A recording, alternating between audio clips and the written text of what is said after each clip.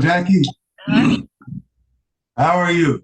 I'm good. Long time no see. Yeah, I've set my microphones, but I don't. It's on the computer, so I don't know if you can hear me that well. Yeah, no, it's perfect. Okay, Yeah, I can hear you and see you both. very good. Yeah, Yeah, so you've been quite busy since the last time I saw you. it seems like it. Things Yeah, just never really slow down, yeah. but it's all good. Yeah, I like living here at Terwilliger, and I guess did I tell you that Mike died about a year ago? You told me that. Yeah, that was Yeah, sad. yeah, So but you live in Portland? yeah. Yeah. My wife's sister, her family live in Portland. Oh, Well, is that right? yeah, Oh, and so we've been there several times. As uh-huh. Yeah, many years ago, we loved going to Portland. We would stay in the Hilton Hotel, and the last time we went, this was before Lou Rawls passed away, and we stayed at the Hilton.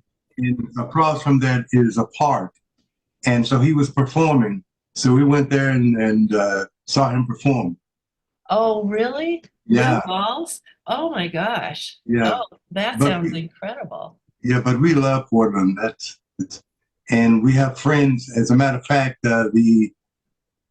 the person who was in Iran at the time we were worked for the Near East Foundation. His name was Oh, Grant Scott. what's And Grant Scott, yeah. okay. Yeah. Yeah, I wrote about them in my book because they were Yes. such nice people. And so we would go there and visit them. And so, but we always loved Portland. Do they still live here? Well, they both passed away, unfortunately. I see. It was Oh, sad. It was a sad to see them yeah. so soon.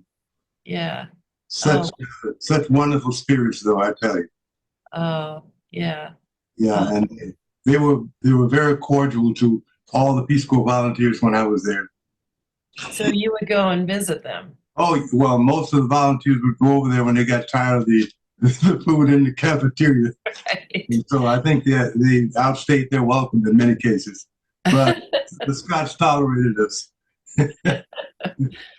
So so is this Jim? Yep, It's, this Hey, is Jim. it's Jim. how you doing? I'm good. How are you, Tom? Pretty good. I've seen your picture and seen your writing. So, I don't, were you at the meeting in Austin, Texas? No, I wasn't actually. No, we were scheduled to go there, but we never got there. There was crisis in the family, so we had to cancel. Yeah, I went through all the pictures that I took when I was there, and I couldn't find your picture. So I said, oh No, well. we weren't. We had actually booked accommodation and all, but our dog was dying actually, Oh, so we stayed home. But after that, I think I've been to all of them. I think, yeah. yeah. So did you guys know each other, Jim and Tom, before he No, died? no, I I don't know. I've know. never met him. I No, thought maybe I had if he had gone to Austin. yeah. Yeah. Actually, Bob Burkhardt, who you mentioned in Oh, your book, absolutely. he was in your group, right? Yeah. And he was, I think, the first volunteer in my town, Tusakan, near Hamadan. Oh, okay. And yeah, and everybody had wonderful things to say about him, when I arrived 6 years later. So, Oh, yeah. but I've never met him either. So, And I've seen your face before. You were in Austin working. Me? Yeah. Yeah, yeah, I remember your face. My parents were like the Scots. They were missionaries. And the Peace Corps, they had a room where they'd put up the Peace Corps, and anytime there was a holiday, all the Peace Corps would show up. My mother would entertain them. Yeah, They loved the Peace Corps. The Peace Corps was really enhanced their lives yeah, I think it was the same way with us. with the Scots. Yeah. Yeah. There's Jerry. Hi. Hello, Hello, Jerry. How are you? I'm good. And you live in which city? I live in Greater East Troy, Wisconsin. Oh, okay. Yeah, I'm familiar. Small town in southeastern Wisconsin between Madison and Milwaukee. Right. Yeah, I remember there. Hello, Gina. Janet, I don't see her. Oh, Yeah. I'm How you just, doing, Gina? I'm just getting myself set up here. Oh, hello. Hi, How are everybody. you today? hi, Jenna. Hi. Tom is there, I see. Yeah, glad to see you. Did you guys know each other, Jenna and Tom? Have you met? No, No, but we- I read the book and I tried to get, I tried to include, well, Tom's mentioned in the book quite a few times Oh, yeah. as a, for his piano. He was, as you read in the book, playing a lot, and that's in the Yeah. book, but I never was able to get him because he was writing his book, so he couldn't contribute to the history. Oh, I see. Yeah. But I'm glad his book came out because I really love it, Tom. Yeah. Thank you so much. I'm glad you took the time to read it. It was a great book. Thank you.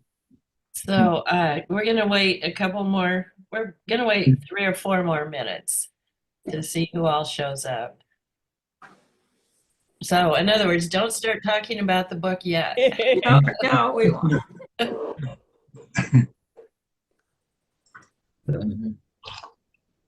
And here comes someone. Who is this? I have a cold, so I'll put myself on mute so I'm not coughing much. Oh, there's Steve. Hi, Steve. Well, my wife and I were just getting over. I don't know if you've heard of Baron Jackson. He has a car show here in Arizona, Scottsdale, every year.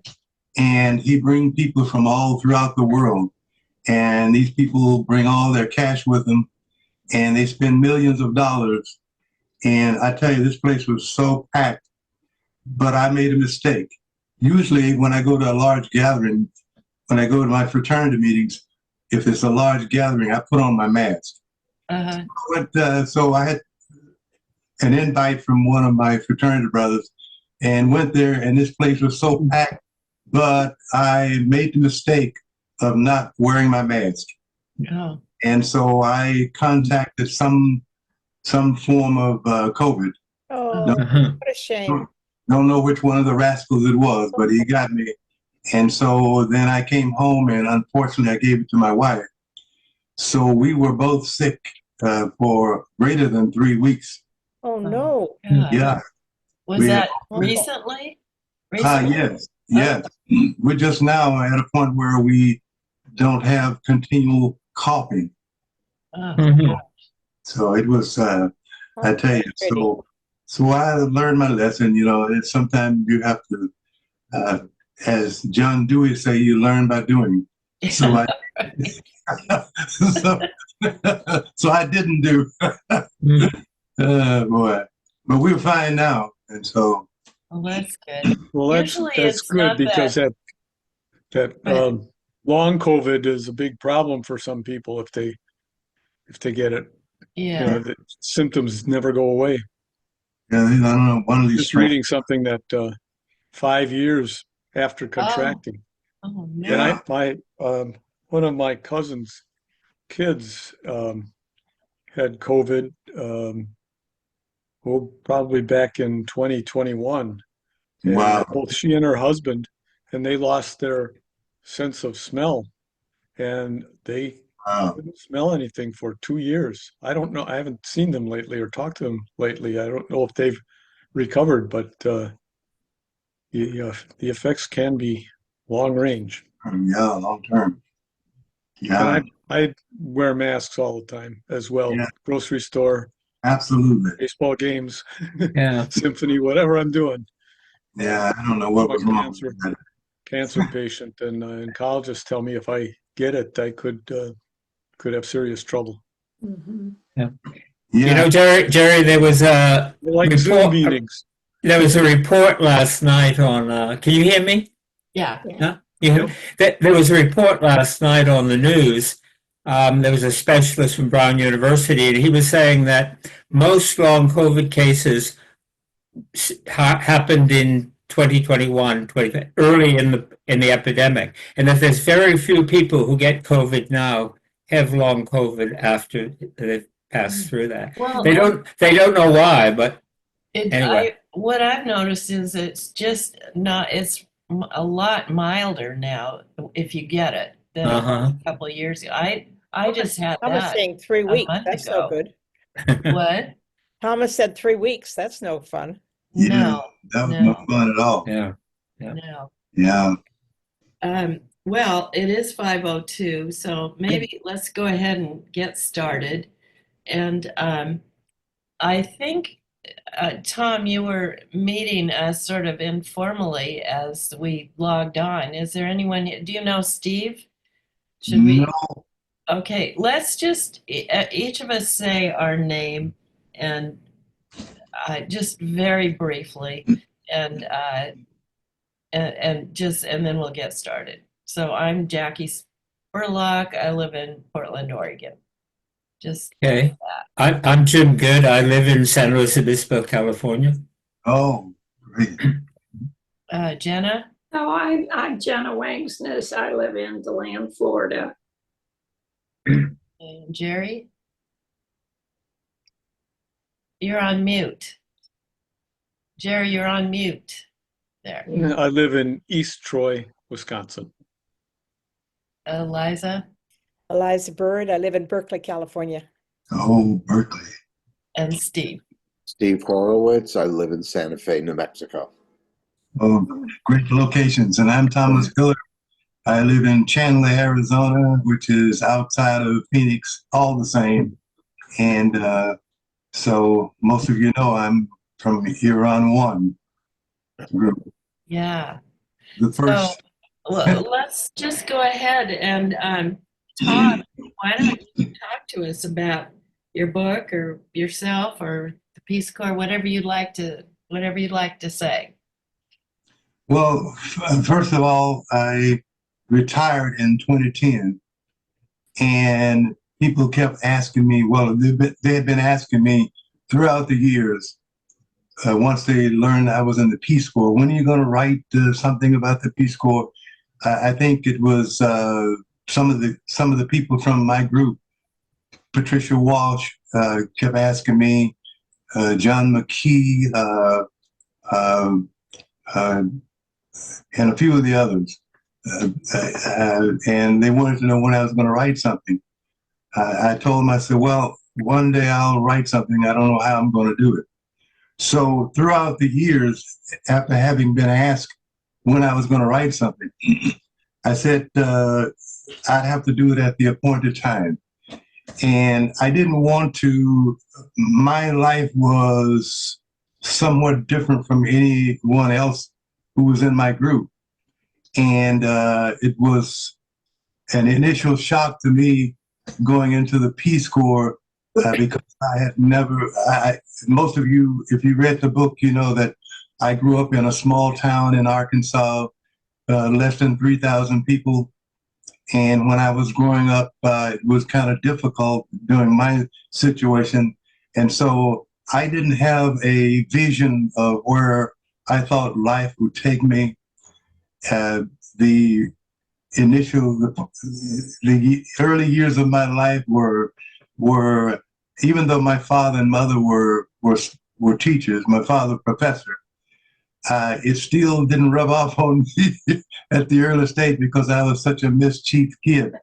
And I was always pulling pranks and doing things that one would think that nothing will ever come of this kid, you know. And at some point I could tell that it seems like my father and mother were disappointed with me because they didn't see any signs coming out that it was worthy of putting any time with him to groom him for the future. So I just didn't see beyond the less than 3,000 people. You know, I didn't see that.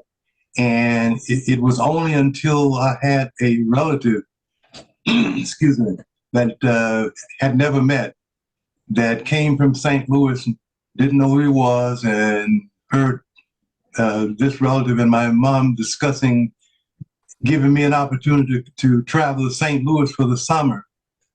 And he could get me a job at the hotel where he was working. And I was only 14, but I guess at that time, Missouri would allow for kids 14 to do get summer work. So it was from there that I left with less than 3,000 and went to St. Louis. And my God, what a shock. You know, I thought maybe I had died and gone to heaven or something, because I said, what is all of this? I said, this is something I've not been privy to in growing up. And so we never had a television. We only listened to radios. And so this was a new life to me. And so it opened up my eyes. And so from there, with that experience going, I came back with a renewed sense of spirit. And from there, it seems like I had found something about myself that could allow me to get out of that less than 3,000 township. And so it was only then that I just made a decision. You know, it wasn't fortuitously. It was a decision that I made that I got to get out of this town. But the only way I can get out is to prepare myself. And so that's when I started working hard. And my father was a very good public speaker, and he wanted to work with me when I decided to become a public speaker. So it was through his instructions that I was able to win many contests. And so this was all in preparation, self-preparation to get me out of that less than 3,000. And so I never gave up. And so most of the kids that were in my class when I graduated went various locations. I don't know. I heard from some of them, and they never got into any. They never thought that they would go to college or maybe some trade school. I don't know that, but many of them just traveled to Wisconsin, Milwaukee, to Chicago, Los Angeles, and places like that. But I had other plans. I knew that there was something out there that I needed to seek. And so that's when I decided to go to college. You know, it wasn't anybody asking me, do you want to go to college? I just decided myself, I got to go and learn more. And so from that experience, it opened my eyes quite a bit. And if you have read the book, you know how all the mischief I was involved in when I was growing up, and how my parents thought that they could change my behavior by taking me to their Baptist church. And I don't know if many of you have heard of this thing called the morning bench. It's where all sinners go. And so they would take me, and all the other little mischief kids would be sitting, and I would find my little seat and sit right by them. And so the minister was a friend of my father and mother. And so when he would go through his sermons, he would look directly at me. And I said, oh my God. And every time he wanted to make a point, he'd look directly at me.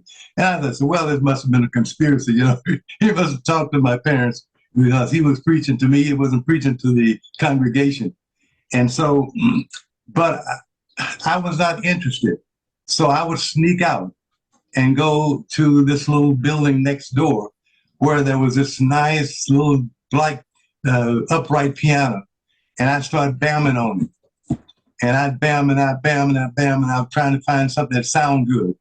And so eventually through the bamming, I found something that sounded good. And then I learned that if I could listen to some song and go and bam on the piano and try to duplicate what I was hearing. And so that's how I got into playing a piano. And so then throughout high school, I was involved in a lot of activities, which involved singing and playing the piano and public speaking. Those were the three areas that I spent a lot of time in. And so from there into college, I extended my ability to learn music. And my major in the beginning was in agriculture. And because I had a scholarship from a company called the Lion Oil Company. They probably no longer in existence. They were out of Texas. And so this Lion Oil Company gave me some small scholarship. It wasn't really that much. So I started out in agriculture. Well, one of the things they wanted me to do was to go to the farm, which is what I did early in the morning. And I'd go and say hello to the cows. And I'd go and I'd mix up this stuff for the hogs, and I'd go and slop the hogs, as they call it. And then I'd go and we had to kill chickens. So I went in there and they had me to pour the hot water on them and defeather them and all this kind of stuff. And then when you walk to feed the hogs and the cattle, you got to walk through all this dung. And I said, this is not for me. So I pondered what I was going to do. So I had a professor in agriculture who was was agronomy soil chemistry professor. And so I had a talk with him, and I said, you know what? I got to get out of agriculture. I said, this is not for me. He said, well, he said, one thing you can consider is chemistry. I said, chemistry? I said, geez, I hated it when I was in high school. I don't know about no chemistry.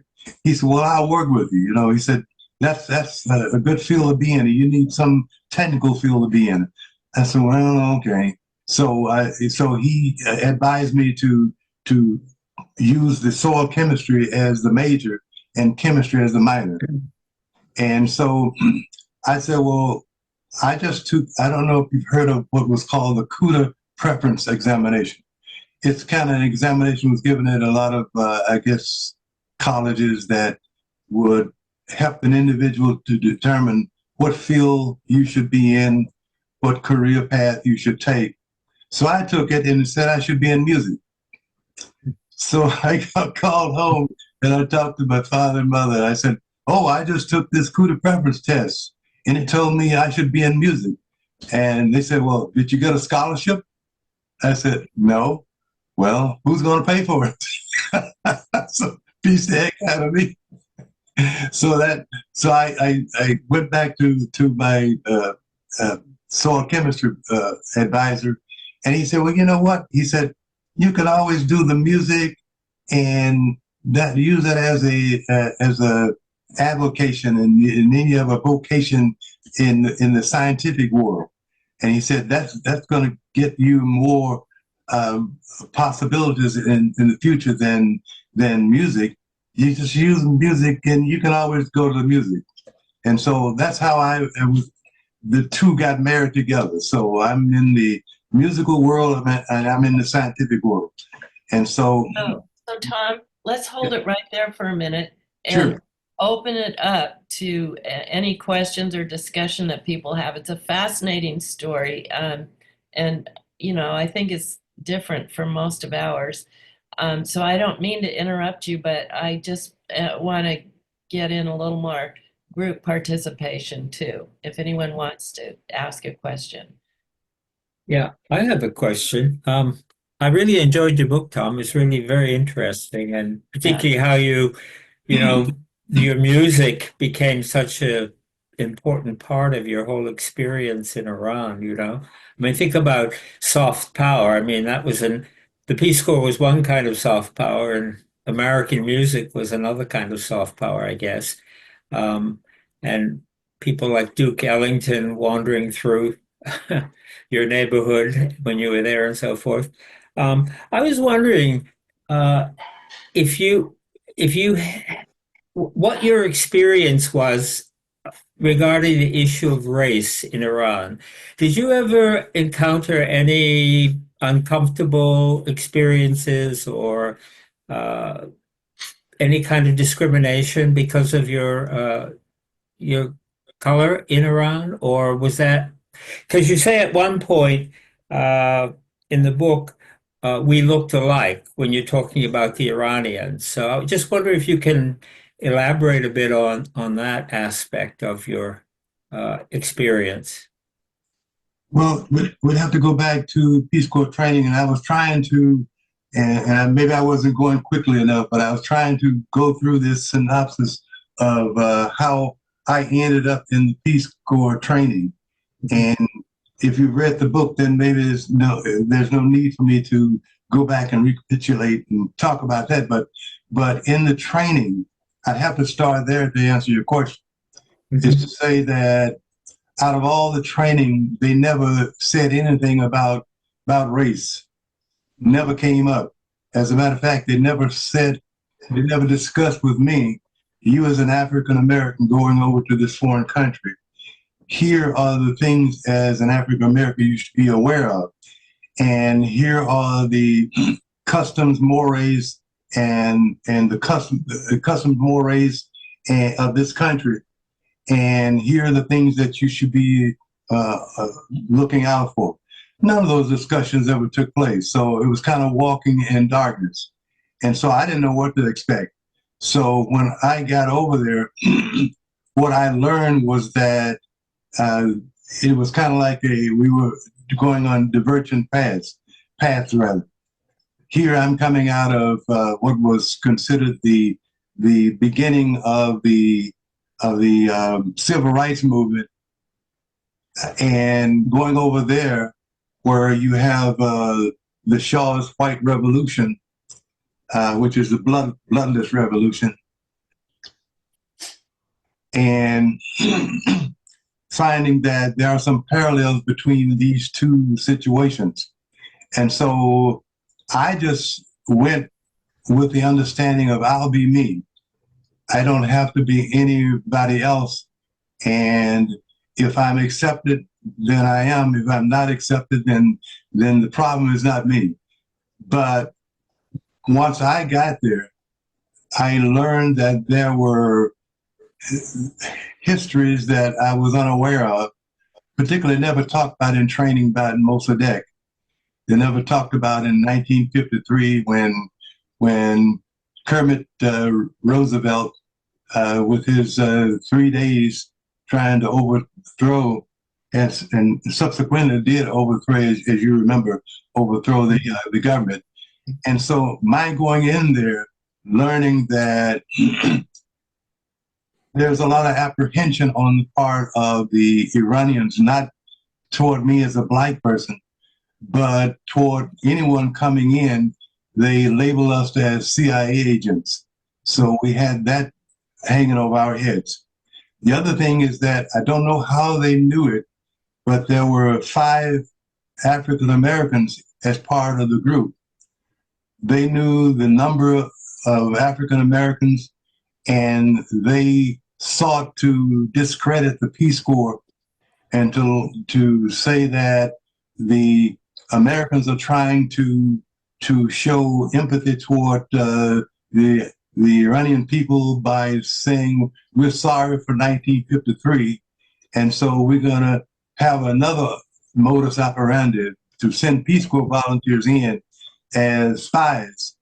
And so they said, oh, by the way, they're trying to lead us to believe that there are no issues back home, that everything is just fine. So look what we've done. See, we have some African Americans as part of this group. There's no problems back there. And so that was, I had to hear all of that. And I thought that probably I should have heard it in the training, both back in the States and also at the Mamazan training facility where we did our training. But it didn't. But to answer your question, is that the Iranians, for some reason, bonded with me, and in a way in which I guess they felt that there was some commonality between the two nations or the two peoples. I don't know. All I know is that I saw families gravitating toward me, individuals gravitating toward me, students. It was like everywhere I go, they swarm me. And I had to tell them, not just speed, don't smother me. And so, but they always wanted to engage in conversations with me. But they never talked about race. The only time they talked about race was, for some reason, they had eyes and ears everywhere. they had family members in the States, and the family members would feed back to them what was going on in the States. And so it's like, if you remember back during your time, it would take a long time to get information from the States back to you. And one of the things that disturbed me was that the headquarters, bless you, the headquarters never would share any information with us, particularly me. So I learned it from the students. So every day, if there was something going on back in the States, students came to me. And so I knew everything that was going on, not because of information coming from the family or information coming from the Peace Corps, but from the students. And I thought that was interesting. But so when I wrote, that part that I wrote in the book had to do with the similarities that if I would walk down Taxta Jamshi, I'd look at people and they would look at me, and it was almost like they say, "Hi, we know you," even though they'd never met me. Everywhere I went, people, it was almost like they wanted to hug me, shake my hand. It's like, "We know you." And so I never had any issues. Right. Yeah, because whenever I would have in the town I served, whenever I would have a discussion about politics with some of my friends, one of the issues they always brought up, I mean, if they were criticizing the United States, they would say, well, you expound all these great theories of equality and so forth, but look at the way you treat, your African American population. And of course, then they would draw on what had been happening. This was in 68, 69, so they would draw on, what was happening. They were very well informed about that aspect of the United States and so forth. So I was just wondering, what your experience was. But thanks for the answer. I appreciate that. I think they did observe the relationship, particularly when I was there, between me and the rest of the volunteers. I think they were very much in tune with that. They wanted to, they never approached me and asked me the question, how are you getting along with the rest of the guys? But I think they were well aware that they could see whether you were spending time with them, whether you traveled with them or whatever. So. And what was that relationship with the other volunteers? I never had any issues with it, with any of them. I mean, we got along quite well. The only thing is that they probably didn't know how to deal with me. They probably never had a chance to have an up close and personal relationship with someone who was not of their own communities. So. There was one volunteer named, you've probably read about him, Jerome Clinton. We call him, his first name was Jerry Clinton. And Jerry was a person who was my roommate, so to speak. Well, he lived in one section of this place where they had us living. And each day he would engage in conversations with me, and he would ask me, he says, what is it that, because we had discussed about the school that I went to and some of the shortcomings and things like that. He said, well, what would you like to improve on? I said, Jerry, I really would like to improve my vocabulary. He said, oh, and he came up with this brilliant idea. So every day he'd come up with a word, and we'd go through the definition of the word, how it's used. And every time he saw me, that's what he did. And I never would forget that. But nobody else would gravitate to me like that, but Jerry did. And unfortunately, Jerry passed away a few years ago. And so very sad. He went back to Iran and did a lot of teaching subsequent to our stay there. Yeah, Can I make Tom, Yes. that was one thing that I found in writing the history, is that volunteers always had that problem of not being prepared very well. you know, your group was the first one. And I think that it was so early in the time of the Peace Corps that they didn't really know how to train volunteers very well. And especially a number of them talked about the same things you talked about not knowing about anything about the history of what had gone on. I think most people sort of felt that it was a political thing, that they weren't teaching anybody it's in training about like the overthrow of Mossadegh and everything. They just avoided all that. And the same thing that the women were also complaining about is the fact that they weren't prepared for what it was like to be in Iran as a woman. And so all of you were really sort of guinea pigs at the beginning there. So I'm glad that you had I don't help. think the Peace Corps learned anything. I didn't come to Iran until 10 years after Iran won, and I was completely in the dark about Mossadegh. And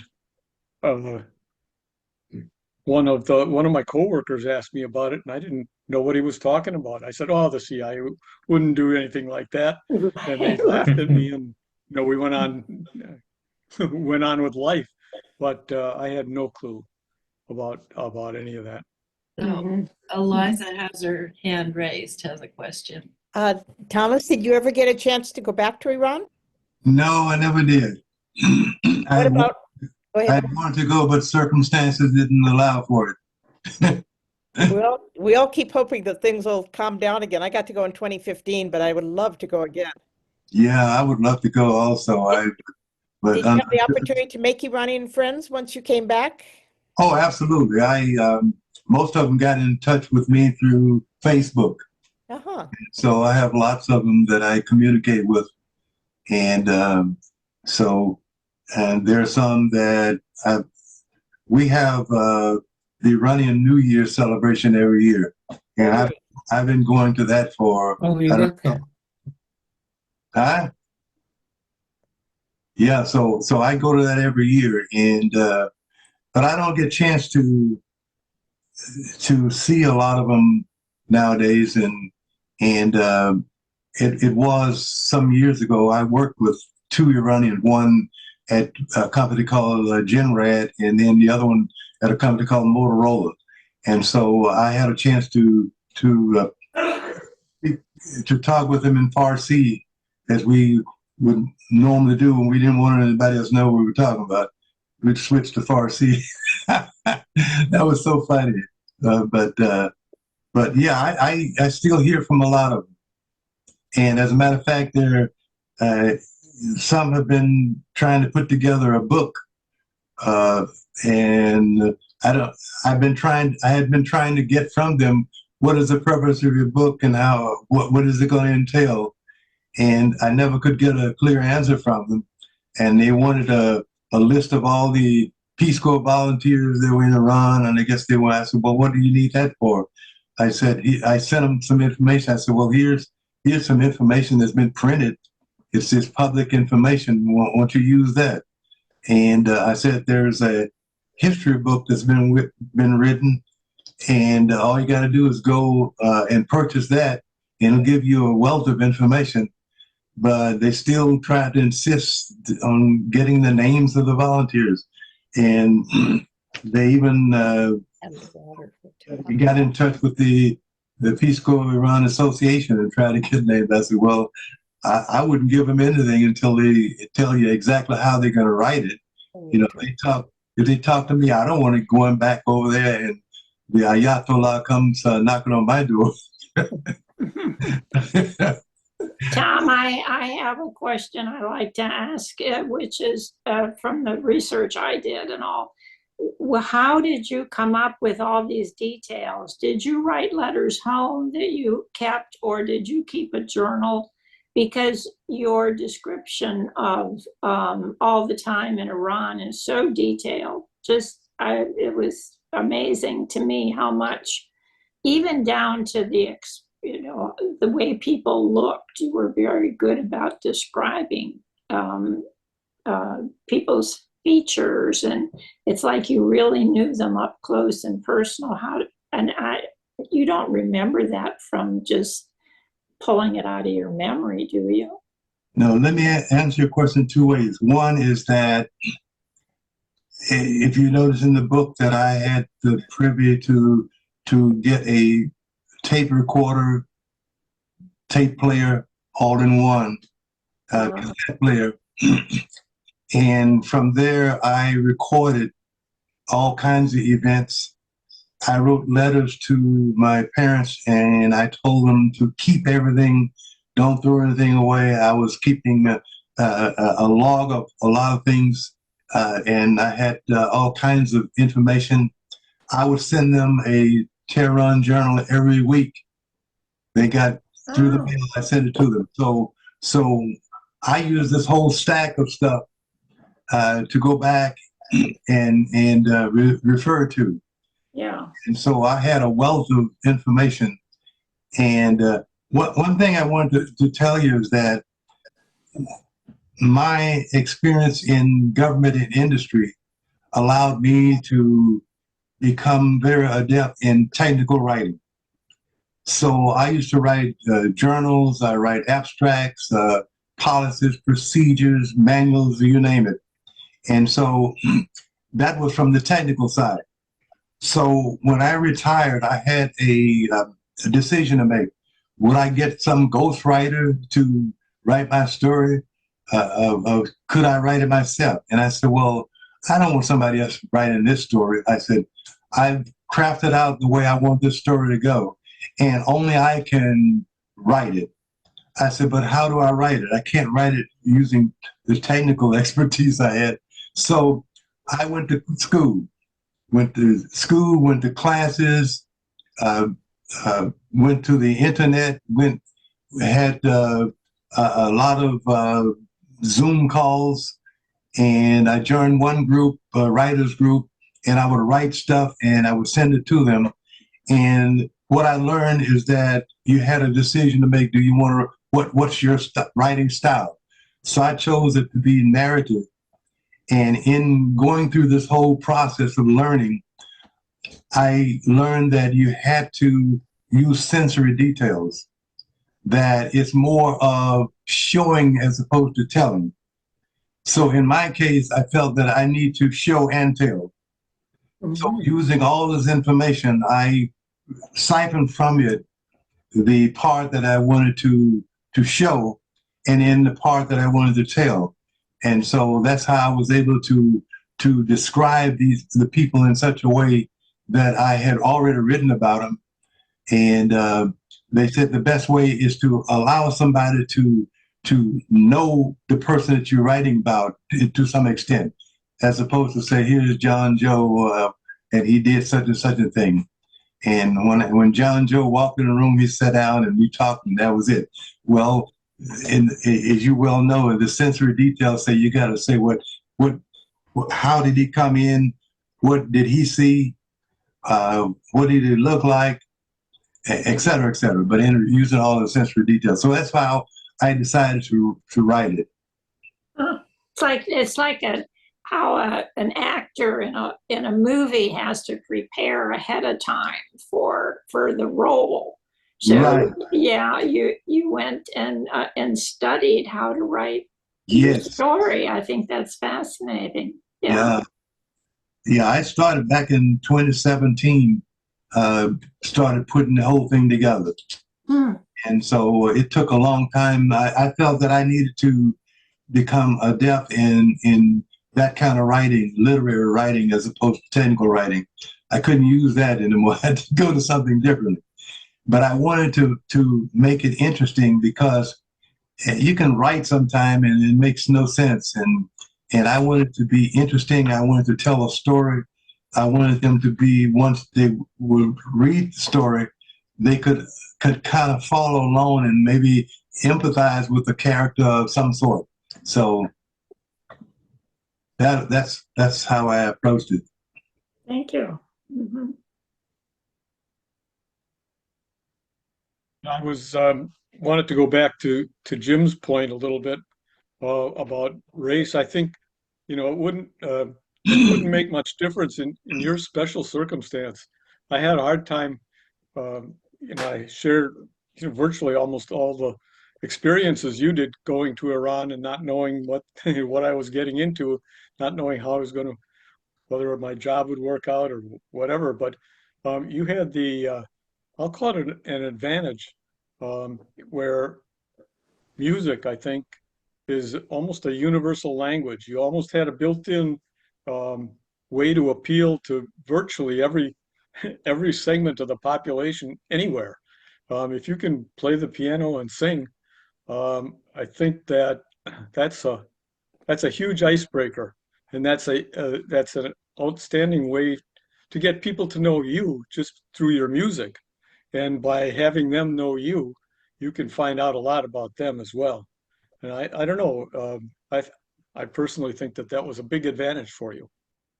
Well, when I decided to join the Peace Corps, my only mission was to go and find out what my assignment would be and to concentrate on that.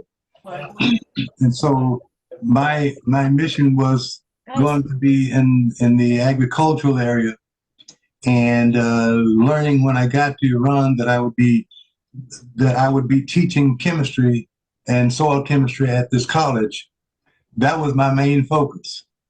But when I went into training, Peace Corps training, I didn't go there with the intent of music. I went there to learn about what it was my role would be going into a country which I would have to go and find it on the map. And so when I got there, playing music in college with all these professionals, I just felt that downstairs in the sorority room where we lived, I saw this piano, and I was just drawn to it. So I just go and start running over a few numbers. Then all of a sudden, people would start coming down and sitting and listening. And I said, "Oh, I got to get up now." So I said, "Hey, don't stop, keep playing." So I said, "Okay, I'll play a few more." But then the word got out that I was playing piano and I was doing this and that. And so all of a sudden, I got invites to play here and to sing here. And that's how that got started, because I didn't go there with the intent of playing piano and singing. But it just so happened. When I went to Iran, I didn't go there with the intent of playing music. I went there with the intent of serving in the capacity that I was chosen to serve in, and leave it at that. But when we got to the college, we had an invite to go to one of the oil company clubs. And once we went there was this baby grand sitting over there. I don't know whether I think maybe it was a grand piano. And so I hadn't even looked at the piano.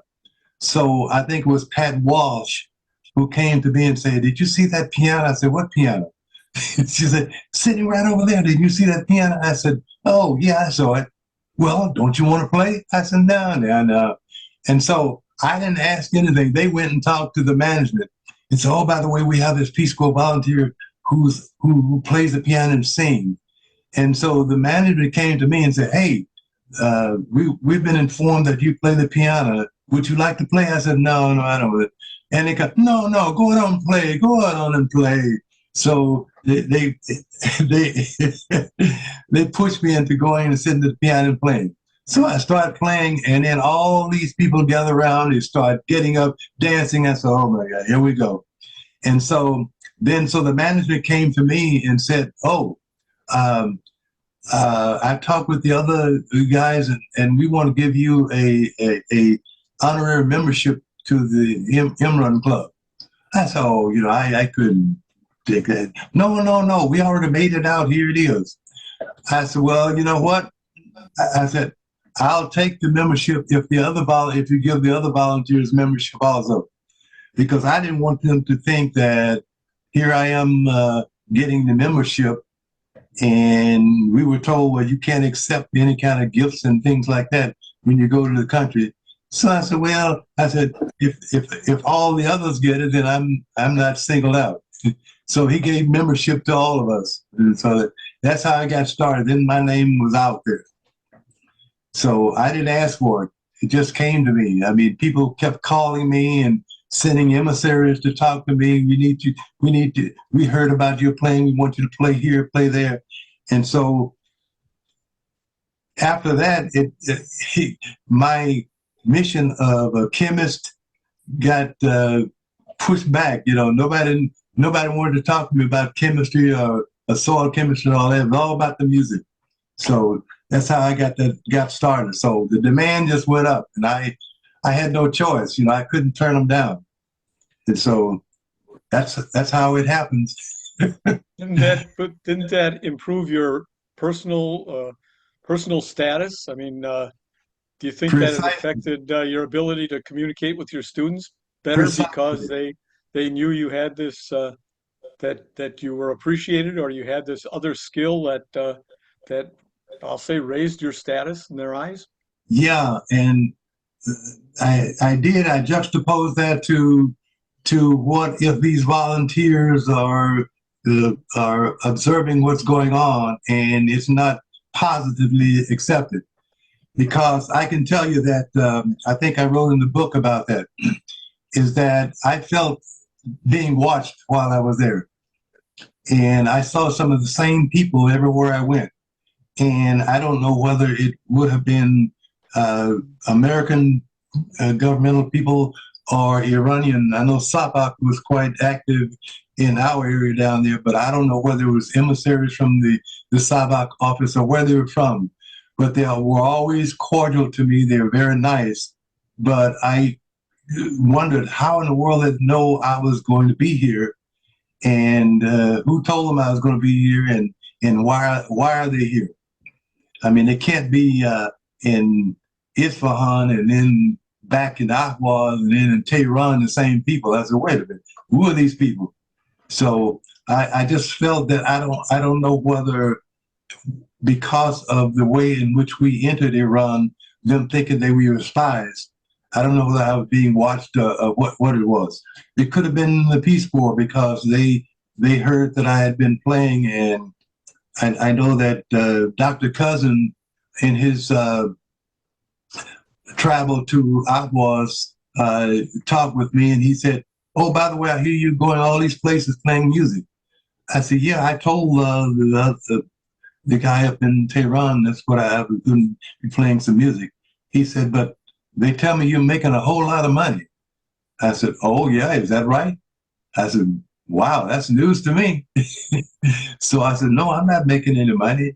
He said, well, that's what the word is. And so I don't know where all that came from. I don't know why I was being watched or anything. But I don't care, you know, because the Iranians were so nice people, I tell you. It's a world of different for me, coming from a place of 3,000 and less people, and then going into a country where you have such a divergent group of different nationalities, and to find that you're being embraced by all of them. It was something that I had never had before, never had any people that treated me like I was a member of the family in Iran. And so it made it difficult for me to want to leave. And I think I wrote about it in my book where at the end I was struggling I didn't want to go. I stayed a little while to play some music. And I kept thinking what my father used to say about, as a matter of fact, he sent me John Thomas Wolfe's book, You Can't Go Home Again. And then I remember Patricia Walsh and I talked to her one day about Margaret Sangster, because she really liked Margaret Sangster.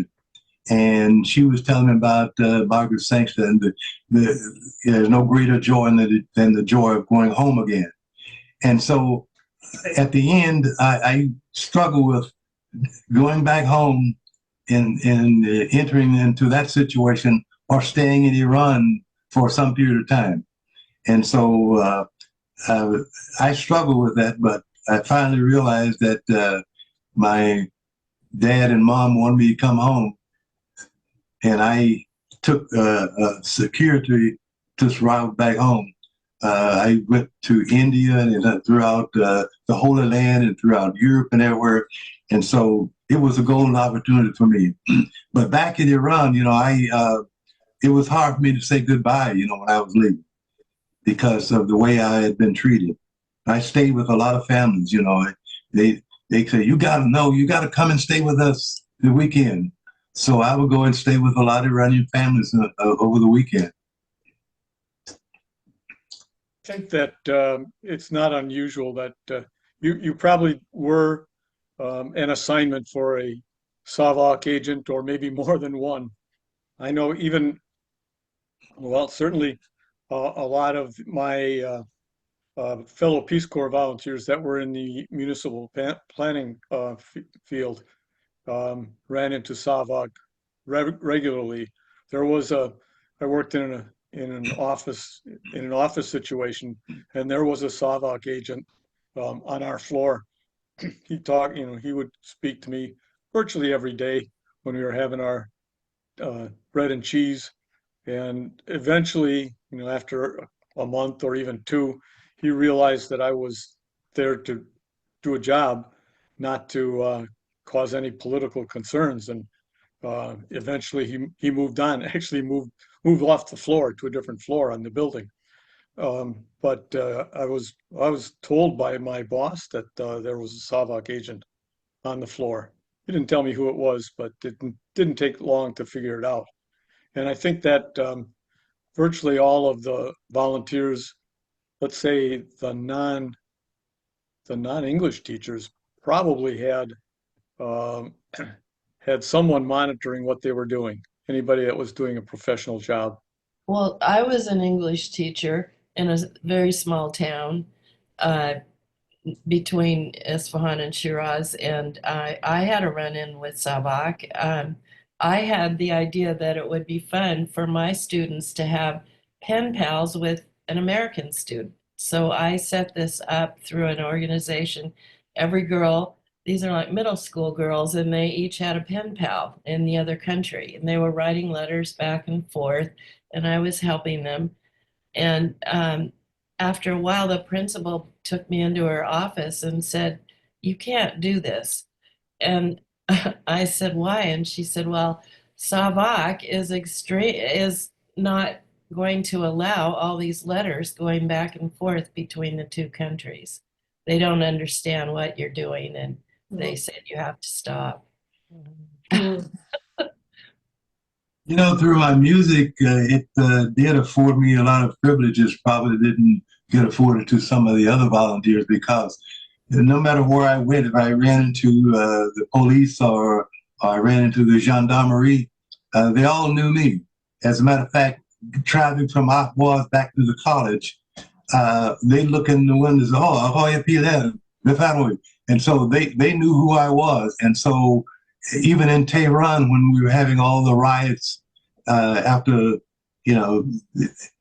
Khomeini gave his speech at the madrasa in Qom, it really irritated the Shah, and so that's how he got locked up. And so from that is how the riot started. And so the curfews were in place, and they didn't want anybody to violate the curfew. And here, if I was out and we were caught in a situation where we had violated the curfew, but when they looked in the car, we all got out. They looked at me and said, "Oh, you'll be there," and they all knew me, and so they just let us all go. So everywhere I went, they all knew me. So I thought that was pretty good. Yeah. But it was only through the music. They didn't know anything about chemistry.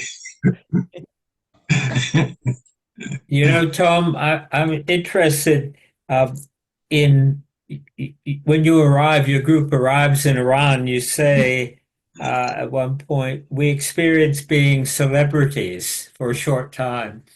And I'm thinking, Yeah, I've been really interested generally in the experience of the Peace Corps in Iran, and it's kind of in with a bang, out with a whimper. Your group came in, perhaps other early groups, and there was a lot of attention to them. When my group arrived in 1968, we didn't have much attention. And when the Peace Corps leaves in 1976, there seems to be no one there at all to say goodbye That's or thank you or whatever. that's So how I what's that? that's exactly how I felt about it. We were in that last we weren't I wasn't in the last group, but I left in the last year, 1976. And yeah, there to hear you describe how Peace Corps was welcomed there at the very beginning, it's just what you said, the bang and the whimper. Nobody even said goodbye to us. And I said recently, maybe in this group, why didn't the Shah send us a letter thanking us? Or even, one of the ministers, but nobody said a word to us. We just turned out the lights and walked out the door of the Peace Corps office. What I learned, I have an interesting comment that you, Tom, you talked about how race was never mentioned in your Peace Corps training. It never came up, and that resonated with me. What the Peace Corps never talked about, because I was in group 20, so 20 groups later, they never talked about how minorities were treated in Iran, what the issues were, whether it was Baha'is, and certainly not the Baha'is, with Jews, Christians, Armenians. the Armenians included in the Christians, as well as the ethnic groups in Iran. I lived in the western part of Iran, so I lived in Azerbaijan, and I spent some time in Kurdish areas, and those people had very clear feelings about how they were being treated by the government.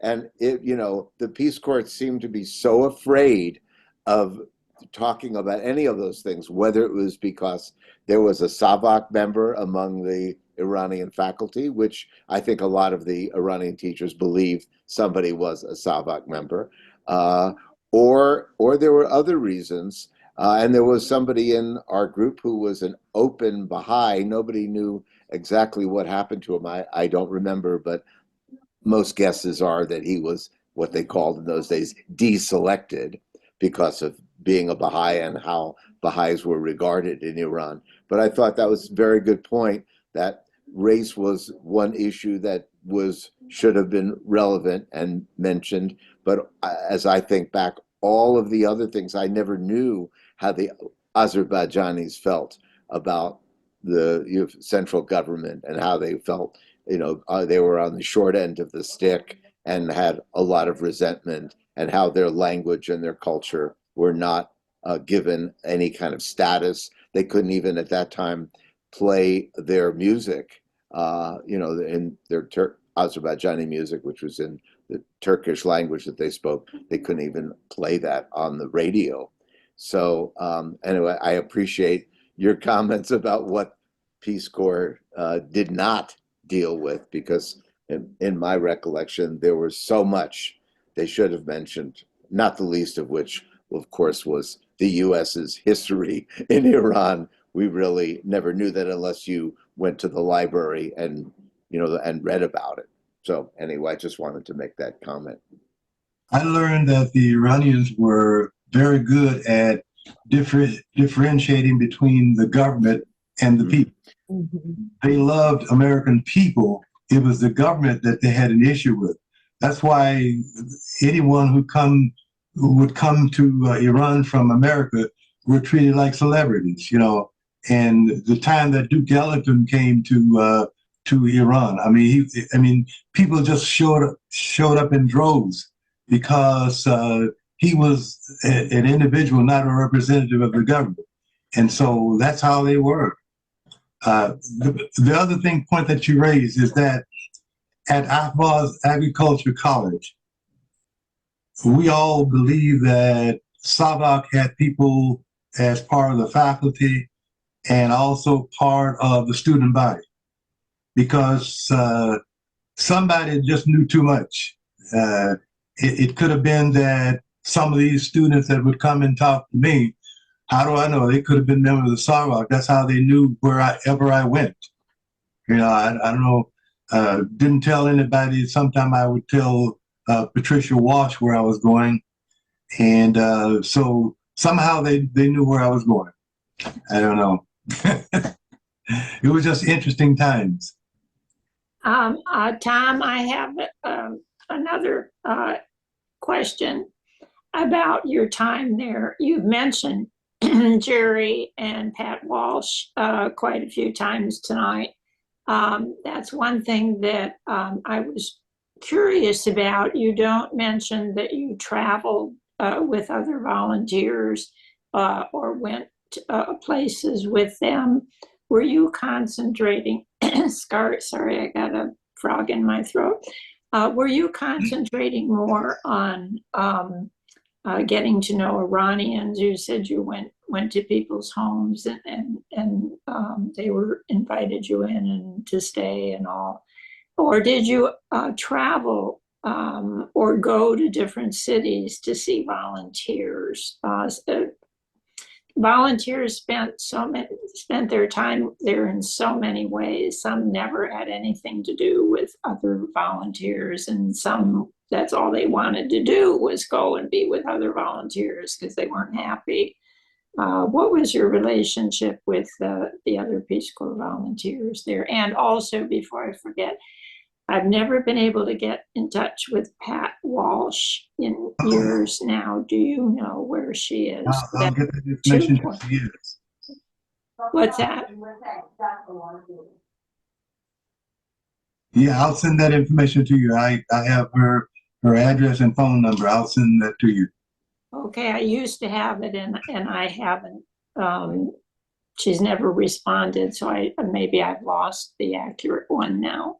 Thank you. Thank you if you could send that. But then about your yeah, to respond to your question, the volunteers at the college were the ones that I had most spend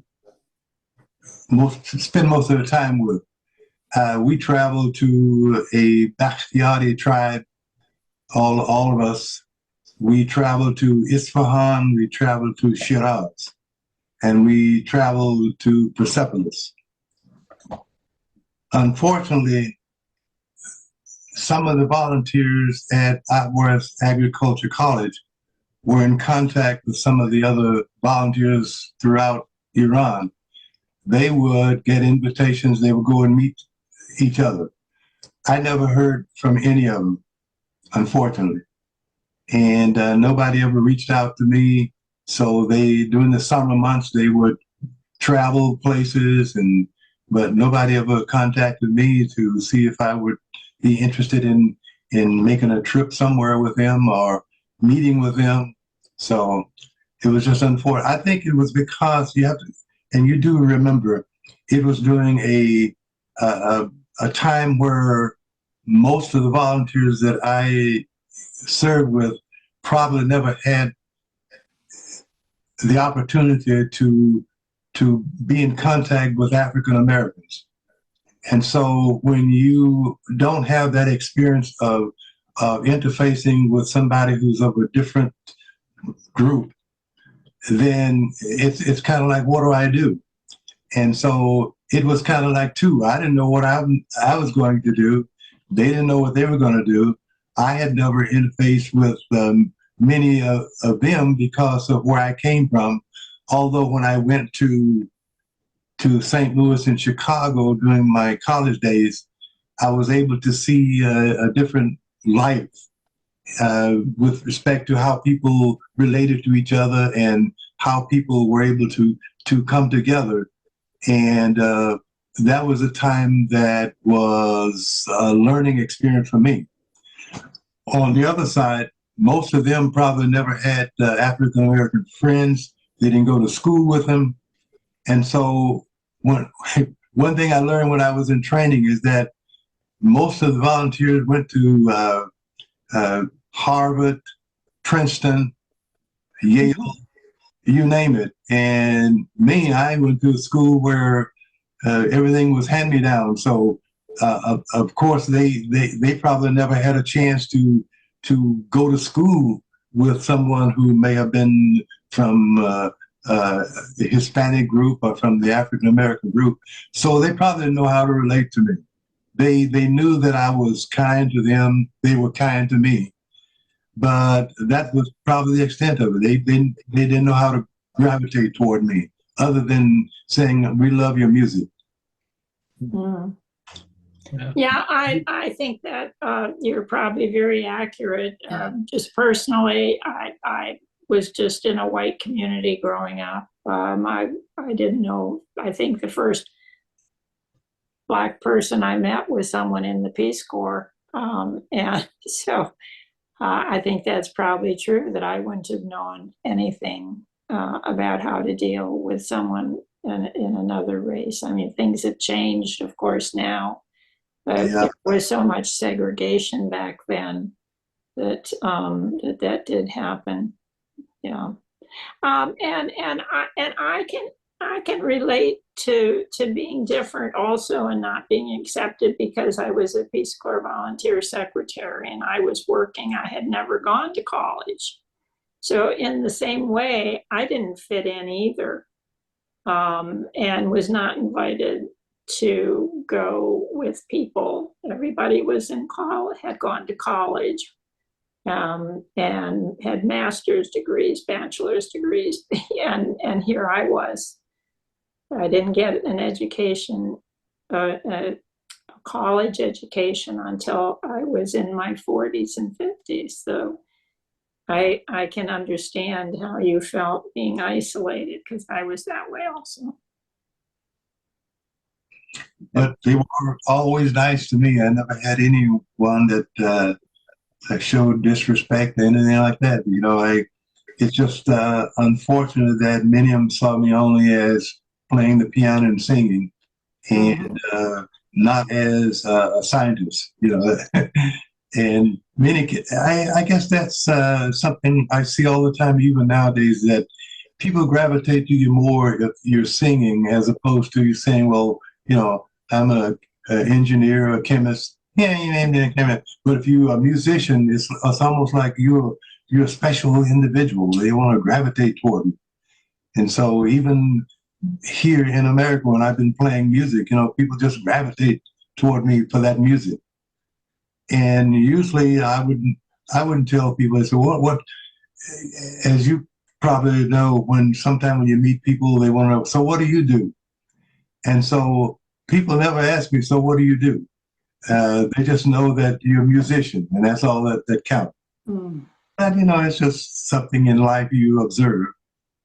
But as a matter of fact, I never wanted people to look at me as an engineer or as a scientist, because it's very difficult people to get to know engineers. They're pretty rigid. People who are mathematicians, they're very rigid. They don't have personal skills, and so it's really surprising to them when they think of me as a musician. I tell them, no, I'm an engineer or chemist. Oh, you were that? Oh, okay. You know, that's good, you know, but it's more toward the music. That's okay because the music tend to bring people together, no matter where you are, who you are. And it's just something that is a universal type language. And I appreciate that. And Tom, I hoped I would get a chance to say this to you, that how much I appreciated the last few chapters in the book where you so clearly articulated that, for me, what is the real value of Peace Corps, that we go over there to help improve mutual understanding and improve the world by getting to know each other and then coming home and sharing that. You said that over and over again in several ways that I just found very moving. Yes, we all have, you know, I taught English, and certainly it sounds like you're teaching chemistry. uh, was valuable to your students, but what you were doing always when you were out meeting people, and certainly in your music, was it's the very heart of Peace Corps' value to me. Well, thank you. But I learned more playing music than I did. I would say that I made more of a impression on the society we run through music than I did through teaching chemistry and soil chemistry. And so it seems like it was much more valuable. Yeah. My father, I think I told you about my father, who helped me to grow in many ways. And he was a history teacher, a government instructor, and all those things, of which I disliked when I was in school. I never liked history, I never liked government and all that. And it's amazing how the things when you're growing up you dislike, but later on you become part of. And so I remember he used to always have this sign hanging up there. He would say, believe in getting wisdom, believe in getting knowledge, but above all, believe in getting understanding. And that stayed with me for many years. Mhm. And so I learned a lot of things from my parents because they were well loved by the community. They would help anyone, anyone that would come to them from help, they would help that person. And so I learned it from them. And so they believed in the service to mankind. And so when I left the Peace Corps, it was almost like I could tell that I would believe in wisdom. I would would what my father said, believe in getting wisdom, knowledge, but understanding. But also that there are so many other things that I would have learned from him that helped me throughout my life. So It sounds like he brought that into his parenting, his child rearing, about understanding, not being harsh, but more understanding the child and back and forth. yeah, and that old saying, a life of service is a life that counts when it comes from having lifted the burdens of others. Is the humanity that is lost in so many ways. But people going into the Peace Corps, they learn that. Mm-hmm. And so they learn about humanity and a life of service, lifting burdens of others. I think that's the key to the life that we're supposed to live. Although irrespective of what professional career we might be in, there's always a way to lift the burdens of others. And in all of my life, I've always had people that, from my vantage point, have to lift my burden. So people think that you can make it in this world all by yourself, but it doesn't work that way. And so I was able to do a lot of things, not just because I could do it on my own, but I had so much help from lots of people. And it would be difficult to name all the people that have helped me throughout my life, that without them, I couldn't have gotten anywhere. Yeah, yeah. And then on a different part of that, or changing the subject, I guess, I love the story of the Marsh Arabs, the trip that you took with that young man way back into the marshes. I don't know if they'd ever, certainly they'd never seen an American. I don't know how many other Iranians they saw. And with there, you didn't ever see them again, I think. And yet, I'm sure that made a big impact on them, and it did on you. I just thought that was a beautiful story. Yeah, Patricia Walsh had written some time ago about the experience we had with Jimmy, was his name. But to me, I wanted to tell the story from my vantage point. I wanted to go back and review all the information I had written and sent home to my parents on that whole experience with Jimmy, how we first met him. And it was really interesting because I thought maybe he was American when he first approached us one day at lunch. And here's this guy speaking English just like all of us speak English. And I asked him, I said, well, where are you from in the States? He says, I'm not from the States. I said, where are you from? He mentioned that he was Arab. And I said, well, you speak Arabic? He said, yeah, I'm Arabic. And he said, I said, but you speak English well and you speak Farsi well. So he said he had learned it from having contact with a lot of Americans in the past. He served as a translator and things like that. But it was just a wonderful spirit. You know, you don't find people like that. So kind-hearted. And to make a trip to find out where he came from reminded me in so many ways of my life growing up, you know, where I, you know, to see myself with so many people who grew up had toilets and they had electricity, they had running water throughout the house and so many other things of which I never had when I was growing up. And so to go and to see where he had come from reminded me of that experience and my upbringing. And so I could tell that he was very proud of where he came from.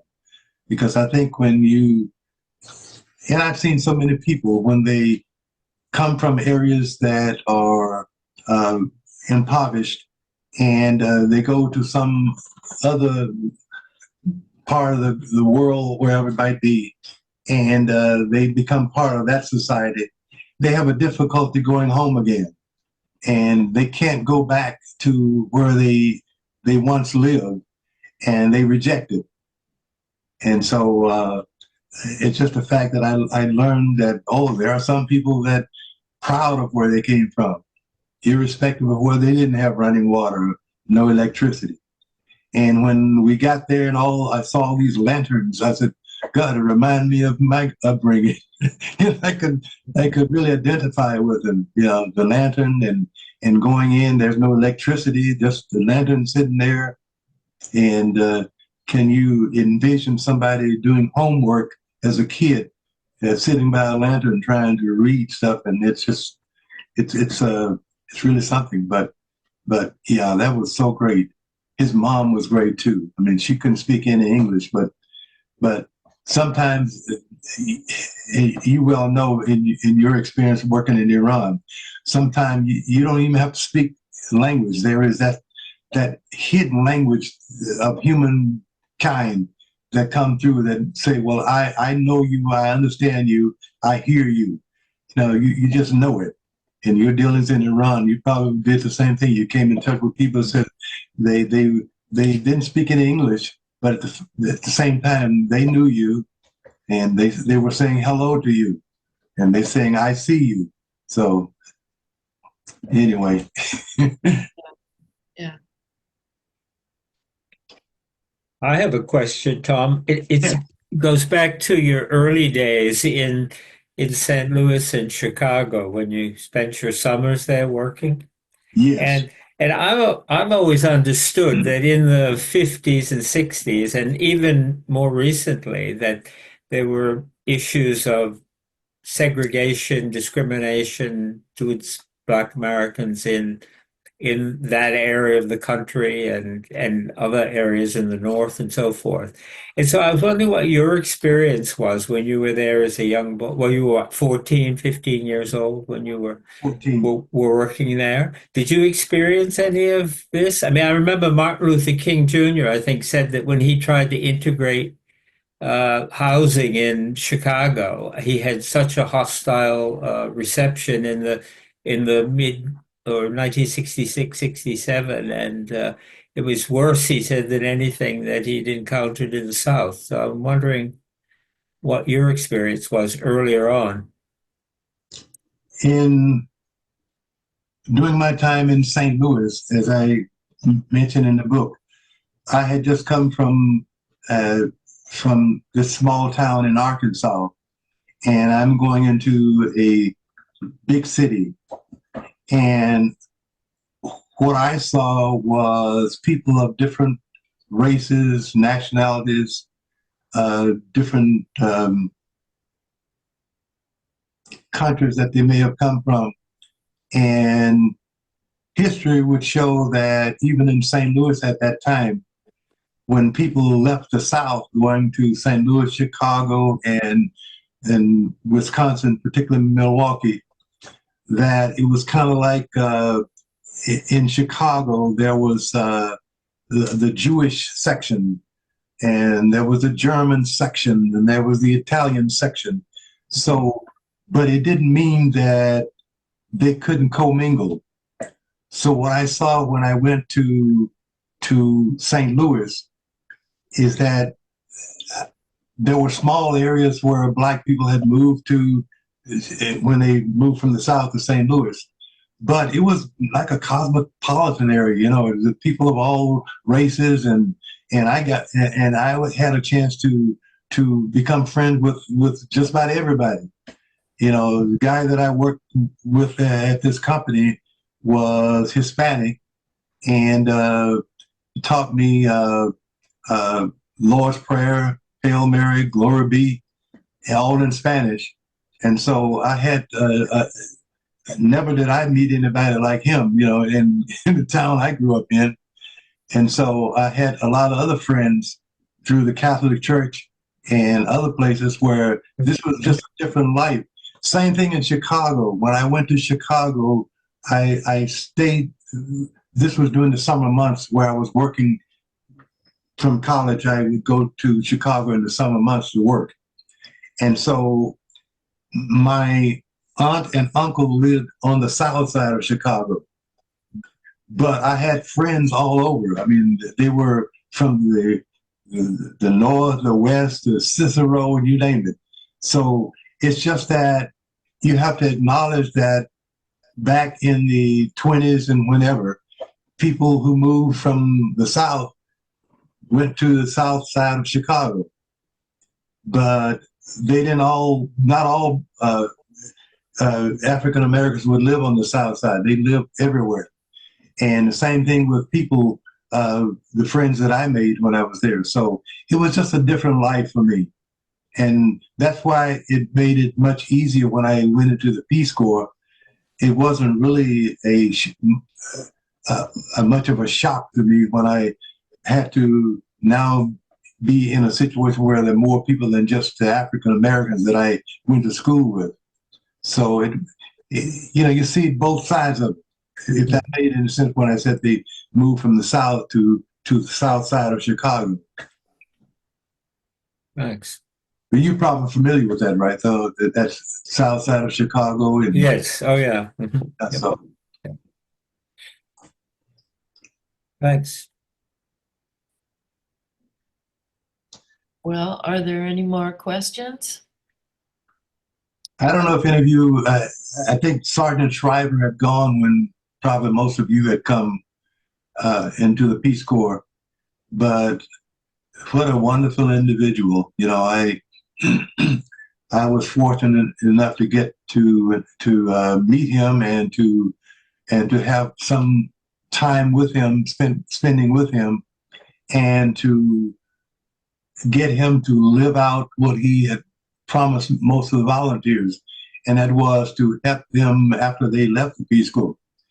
And so it's amazing that the time they wanted me to play the piano for him, you know, I said, I don't want to play for Sergeant Shriver. What am I going to play for him? He probably want to hear some operatic type music or some show tune. I don't know. So, but anyway, when I played, I mean, he was enjoying it. I mean, but I got a chance to sit and talk with him, and I told him that when I needed help when I left the Peace Corps and trying to find employment.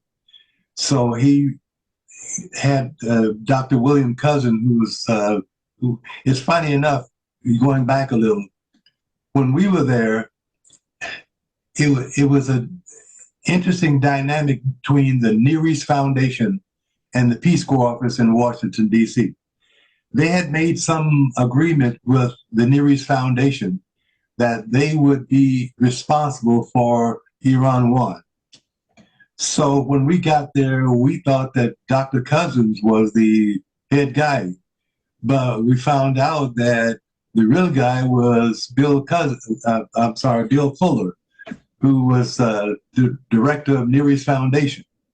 So the communication was such that we didn't know who to go to for whatever.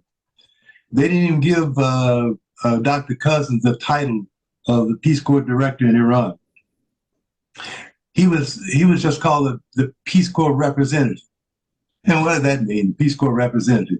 So at first they just threw him in some corner where he was working out of. And but so you can understand that why the communication was such that we didn't know who to go to for whatever. And sometimes I would call the Peace Corps office, Peace Corps, and I wouldn't get any answers. And I called Near East Foundation and I got answers. And whenever I would go to Tehran during the summer, I'd go into the Near East Foundation office and it seemed like they were calling all the shots. So it was very confusing in the beginning. But fortunately enough, I think they worked that out after Dr. Cousins left. But anyway, Sergeant Shriver had asked Dr. Cousins to if he could help me to make contact with the Agency for International Development and the State Department, and which is what he did. And so I had a chance to communicate with a lot of the people from the State Department. And surprising enough, the first attempt to get me a job, which was the field of agronomy, and that was under the umbrella of the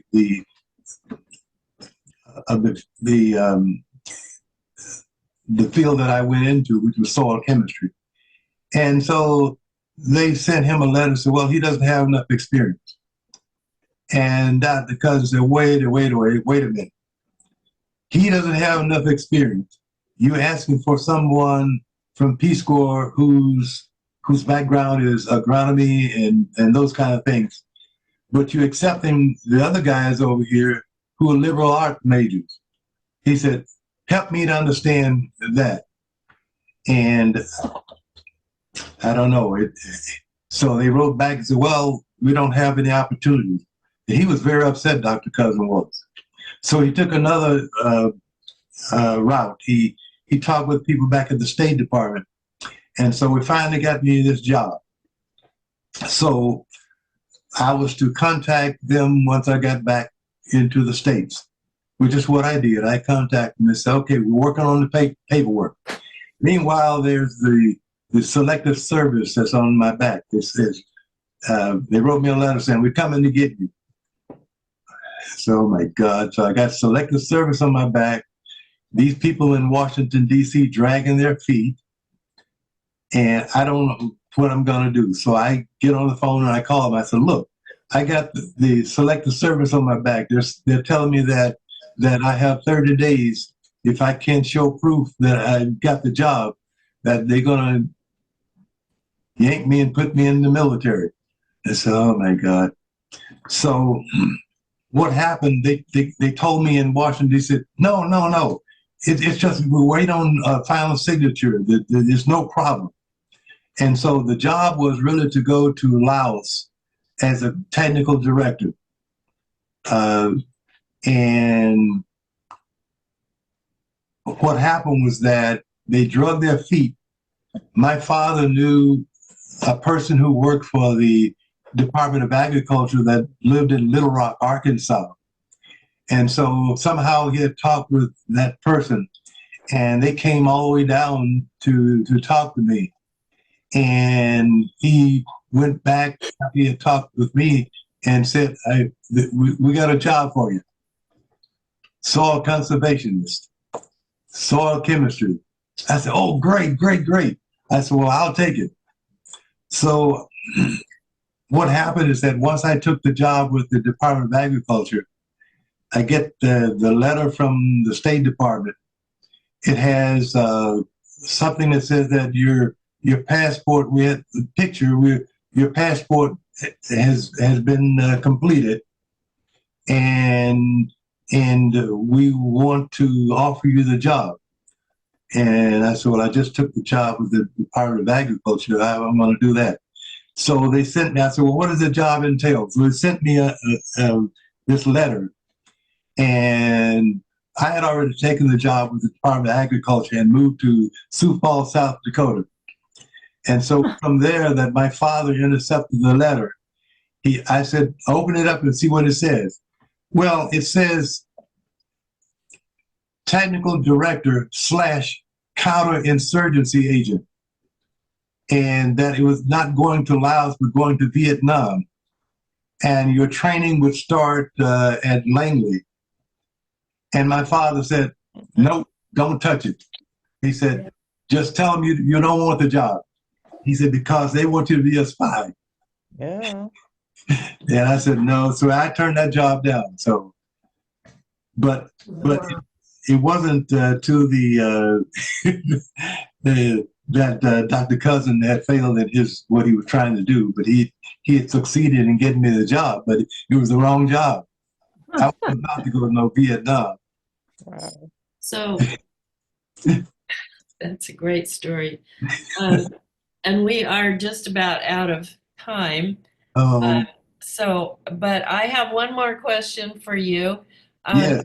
That beautiful samovar over your right shoulder, is that the one you described that you bought in the bazaar? Yes. It looks beautiful. Yeah, that was a fun story. Buy that. Yeah, that was an interesting experience, learning how to go and hassle and haggle in a bazaar. Yeah, yeah. Most of you probably had the same experience. Yeah. Going to the bazaar. My husband loved to buy rugs, Oriental rugs, and he yeah. became a pretty good bargainer. I never mastered it. I am so glad that you got a chance to read the book. Yeah, thank you for writing it, and thank you for joining us tonight. It's just been a real pleasure. Yeah, it's nice seeing you. I don't know whether I'll make the when is it next year? It's in October. It's coming up in this October. Oh, this year. That's right. No. It's a year from. 2026. Yeah. It says October this It's year. in 2025. this year. Oh. Yes, 2025. This year, coming right up. It's October of 25. Yeah. Yeah, sorry. Yeah, I don't know. DC. We've made our hotel reservations I already. have to. Yeah, me too. You there? Yeah, it's all the information is there on our website. You should Yeah. come. I think you'd have a good time. It would be really fun to see you there. Yeah. Yeah. You can bring your book because they sell books. Yeah. Yeah. You could I'm going to see try to make it because I really enjoyed making that trip to Austin. Yeah. It's funny. I don't know if I know you're out of town, but I don't know if you remember in Austin, they had a big piano room down there, and I would go and play every day. And a lot of the attendants at the conference came down and listened to me play. And there was one gentleman, I have to send you his picture, but I can't remember his name, but he would always ask me, when you going down to play? And so it was just a whole bunch of people that would come down and sit and listen. I just went down to practice. That's all. Yeah. But they started showing up. But anyway, I really enjoyed Austin. So hopefully I can make this one. Yeah, make an effort. Yeah, thanks a lot, Tom. Enjoyed your book. Thank you. I just wanted to Thank you. mention to Thank you so Tom before we wrap up here that my wife and I and our daughter and her family and our son and his family and their kids, our grandkids, will be in the Phoenix area next week. We're going to check out the Milwaukee Brewers spring training field. So yeah. we'll be there. So we'll be in your neighborhood Great. next week. Well, great. We're looking forward to it. All right. Very nice. Okay. Yeah. Take care. Okay. Jenna, I'll get that Thanks information to again, you. Tom. See Thanks. you. Good night, all. I'll send Patricia Wash's information to you. Okay, good. That'd be great. Okay. Okay. And Tom, thanks for writing your story. You know, I've tried to collect so many stories to write in the book, which it turned out that I had plenty, but you know, there were only a handful of minorities of different types and that served in the Peace Corps. Yeah. And so I did get a few stories, but unfortunately, even the other ones of the stories about people that were usually the men, they were all men that served as volunteers that were Black. They were all deceased, and so I never got to talk to anybody who actually served to get it into the book. So your book is a very important contribution to the Peace Corps history. It really is, because you were a unique category. So Well, thank you. I'm glad you got a chance to read it. yeah, Yeah, it was we'll very see- good. Thanks. Mhm. We'll see you all in May. May 14th is our next discussion. Okay. Okay. Take care. Bye-bye. Thanks. Bye. Bye-bye.